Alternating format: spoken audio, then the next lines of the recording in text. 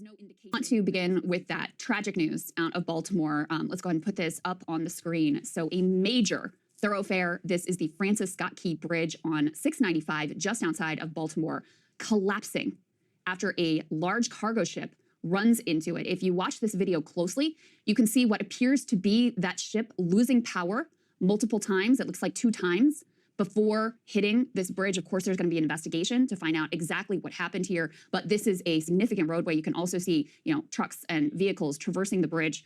Expectation, as far as we know at this point, is at least 7 cars fell into this frigid water. We've also seen some reports there were potentially construction workers on this bridge as well. They are treating it as a mass casualty incident. Obviously, a tragic, horrifying scene unfolding there.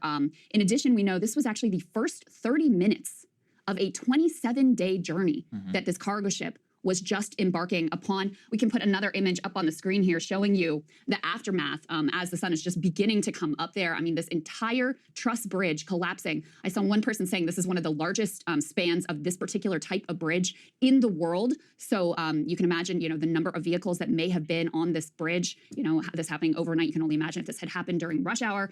Terrifying scene, Saagar. And we also have a few details we can give you. Let's put this up on the screen from the Wall Street Journal. So they say Baltimore bridge collapses after being hit by ships sending vehicles into the river. And as I mentioned, there is an expectation that there could be casualties here. Right now, around 20 people in multiple cars, they are saying, are likely to have fallen in the water. As far as we know, everybody who was on board the ship is actually okay. And Saagar, they say they're going to be cooperating fully with the investigation into what occurred here, but also authorities in Baltimore saying there is no indication that this was intentional or this was terrorism. It appears, upon first glance, we'll wait for the full investigation, but to have been a horrific technical mishap. A lot of questions, though, around this ship. So this is the Dali. It's a Singaporean flagged vessel. As you said, it was departing Baltimore for Sri Lanka, supposed to arrive there on April 22nd, 1,000 feet long, and it was contracted by Maersk. Maersk said that they had fully owned all of the cargo that was on board. Some interesting details. Actually, previously had been involved in a mishap. It said in a mishap previously where they did not see any major damage. But the thing is, Krystal, is a relatively new vessel. The ship was built in 2015 by Hyundai Industries. So, I mean, this is a pretty reputable corporation with a good engineering background. So there's going to be a lot of questions here. Yeah, this was earlier this year, that year, following 2016, the ship was involved in an incident where it hit a stone wall at the port of Antwerp, which sustained minor damage at the time,